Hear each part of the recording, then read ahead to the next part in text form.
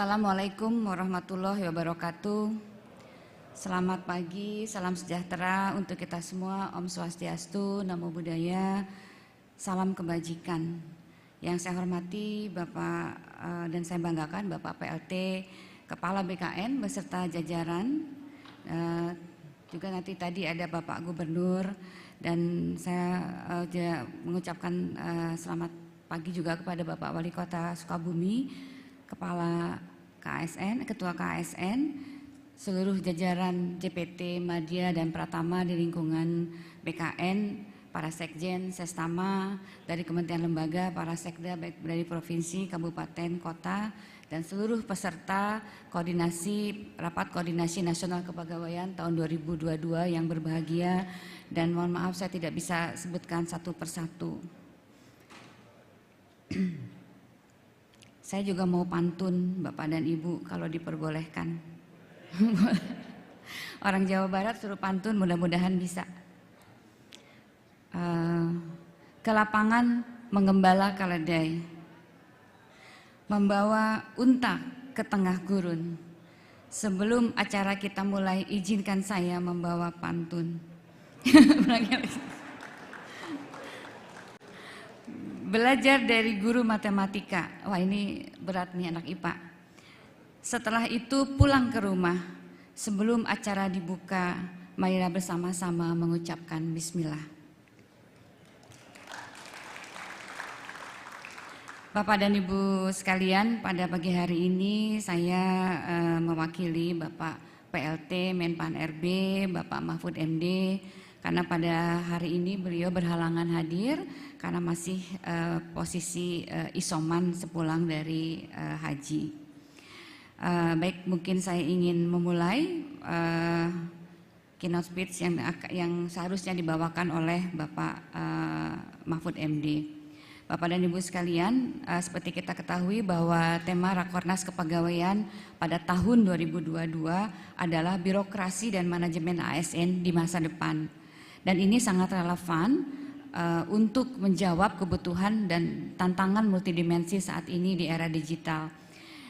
Tentu saja pada masa pandemi COVID-19 secara simultan disrupsi tatanan kehidupan kita menjadi berubah. Kita didorong untuk beradaptasi menjadi lebih cepat melalui perubahan tata cara kerja disertai penguatan kompetensi dan teknologi sesuai dengan kemajuan zaman. Tantangan-tantangan tersebut mengiringi upaya pemerintah di dalam mewujudkan misi Indonesia Maju yang berdaulat, mandiri, berkepribadian, berdasarkan gotong royong, visi misi Indonesia Maju yaitu pembangunan SDM, pembangunan infrastruktur, simplifikasi regulasi, penyederhanaan birokrasi dan transformasi menjadi arahan Bapak Presiden di dalam melaksanakan strategi untuk tahun 2019 sampai tahun 2024. Dalam menghadapi tantangan multidimensi era digital yang juga mendisrupsi tatanan kerja pada sektor publik, diperlukan transformasi dengan dua pendekatan, yaitu adalah pendekatan transformasi birokrasi digital dengan membentuk smart government, organisasi yang fleksibel, simplifikasi proses bisnis yang kompleks menjadi sederhana yang dilaksanakan sedapat mungkin, terotomatisasi melalui adopsi teknologi informasi. Manajemen ASN dan era normal dengan SDM smart ASN yang berintegritas, profesional, kompeten, dan berkemampuan IT dapat dilaksanakan sefleksibel mungkin melalui flexible working arrangement, sehingga dapat bekerja dari manapun tanpa harus berada di kantor-kantor pemerintahan.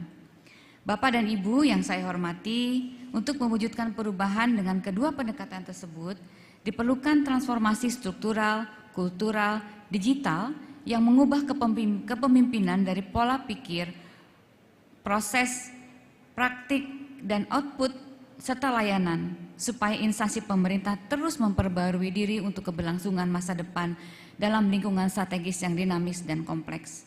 Kata kunci di dalam menghadapi tantangan multidimensi adalah adaptasi dan adopsi secara cerdas dan cepat.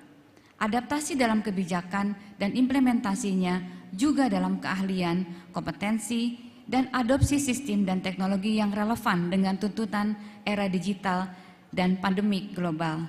Dalam hal ini, Bapak dan Ibu sekalian, kita berupaya untuk mewujudkan birokrasi yang lebih efektif dan efisien dan didukung oleh manajemen ASN di masa depan yang lebih agile dan dinamis. Bapak dan Ibu dan hadirin sekalian yang saya banggakan, pembangunan SDM ASN yang berkualitas dan berdaya saing dalam kerangka transformasi sumber daya manusia aparatur ASN menjadi kunci di dalam menghadapi tantangan reformasi birokrasi. Transformasi SDM ASN tersebut dapat diakselerasi melalui strategi manajemen ASN 6P yang terdiri dari penguatan budaya kerja dan employer branding, percepatan peningkatan kapasitas SDM aparatur, peningkatan kinerja sistem penghargaan, pengembangan talenta karir, percepatan transformasi digital, serta perancangan jabatan perencanaan dan pengadaan pegawai ASN. Dalam pengelolaan manajemen ASR sektor publik, diperlukan transformasi pola pikir dan pola kerja birokrasi yang sebelumnya berorientasi pada rule base atau aturan menjadi berorientasi pada human capital management yang mengedepankan kinerja dan potensial atau talent management based.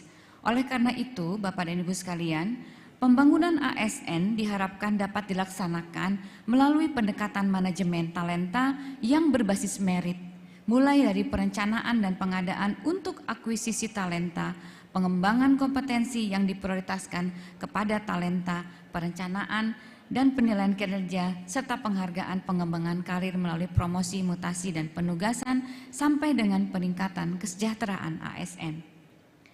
Bapak dan Ibu sekalian, manajemen ASN masa depan dengan SDM ASN yang bertalenta dan potensial serta berkinerja di atas ekspektasi dalam jabatan kritikal sesuai dengan pembangunan nasional atau daerah akan mendukung terciptanya birokrasi yang mendukung akselerasi pencapaian optimal tujuan pemerintah baik lingkup instansi nasional.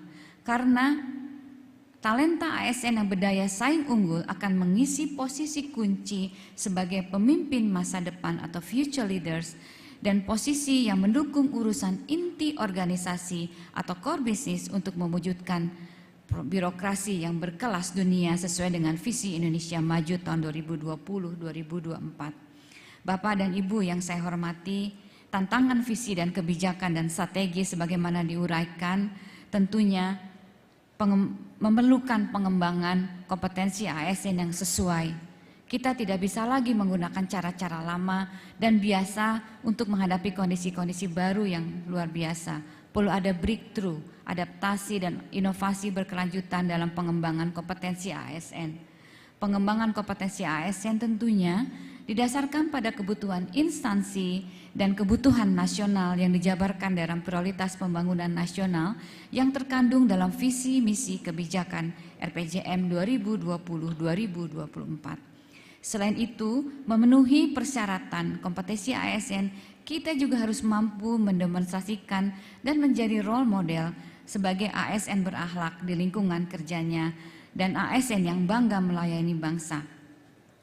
Bapak dan Ibu sekalian, birokrasi dan manajemen ASN masa depan harus mampu melakukan transformasi organisasi, transformasi SDM aparatur, dan sistem kerja sebagai langkah strategis yang harus diwujudkan dalam dijalankan secara berkesinambungan dan holistik, khususnya dengan adanya penyederhanaan birokrasi. Terkait ini, saya ingin menyampaikan apresiasi kepada seluruh pimpinan instansi pemerintah pusat dan daerah yang telah berkomitmen melakukan langkah-langkah strategis penyederhanaan birokrasi. Demikian beberapa hal yang dapat saya sampaikan. Semoga Rakornas Kepegawaian tahun 2022 ini dapat melahirkan rekomendasi dan keputusan penting untuk birokrasi dan manajemen ASN masa depan yang lebih lincah, produktif, adaptif, dan profesional. 1, 2, 3, 4, 5, 6, 7, 8. Mari kita terus semangat membangun birokrasi dan manajemen semakin terdepan. Terakhir, ini khusus untuk Mas Akbar ini. Bersenda gurau melihat Akbar berpantun, ditemani dua bidadari yang anggun. Selamat Rakornas Kepegawaian BKN, semoga manajemen ASN menjadi semakin terdepan. Semoga Allah Subhanahu wa Ta'ala, Tuhan yang Maha Kuasa, senantiasa meridhoi upaya kita bersama dalam membangun bangsa dan negara. Terima kasih. Wassalamualaikum warahmatullahi wabarakatuh. Mahfud MD. Terima kasih. Terima